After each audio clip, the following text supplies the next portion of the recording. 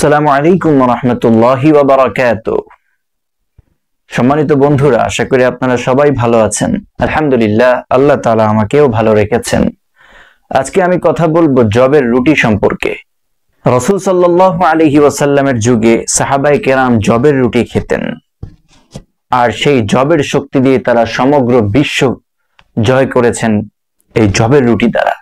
আধুনিক গবেষণা অনুযায়ী জব এক প্রকার বলবর্ধক খাদ্য। দুধের সাথে মিশিয়ে খেলে এটা আরো বেশি শক্তি উৎপন্ন করে। আমেরিকাতে যারা হৃদরোগে আক্রান্ত রয়েছে তাদেরকে সে সমস্ত রোগীদেরকে বিশেষভাবে জব খেতে বলা হয়। আর এটা বার্লি আর নামক একটি কৌটার মধ্যে সাধারণত এই জবটা পাওয়া যায়। বন্ধুরা, শিশু রোগ, বিশেষ যেটাকে বলা হয় হচ্ছে বেবি ডিজিজ, এই রোগটার জন্য বিশেষভাবে জবের রুটির পরামর্শ দিয়ে থাকেন ডাক্তাররা। ইফনান হচ্ছে একটি শহরের নাম।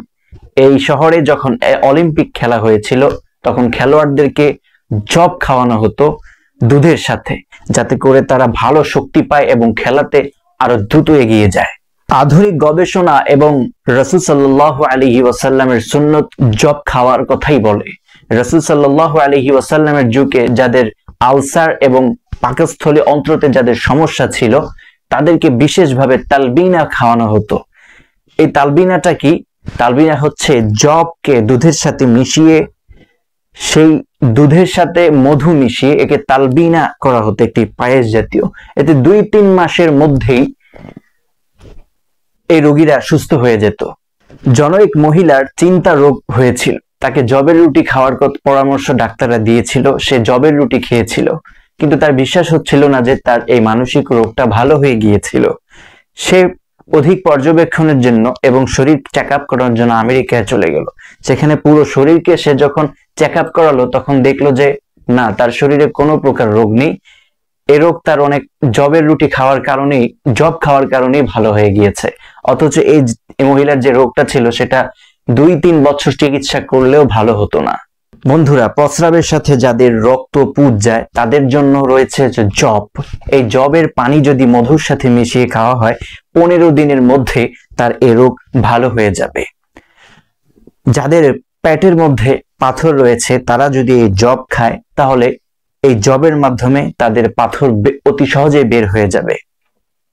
যাদের পুরাতন কোষ্ঠকাঠিন্য নামক ভয়ানক রোগ রয়েছে তারা যদি এই জবের দলিয়া খায় তাহলে অতি শীঘ্রই তার এই রোগটা ভালো হয়ে যাবে।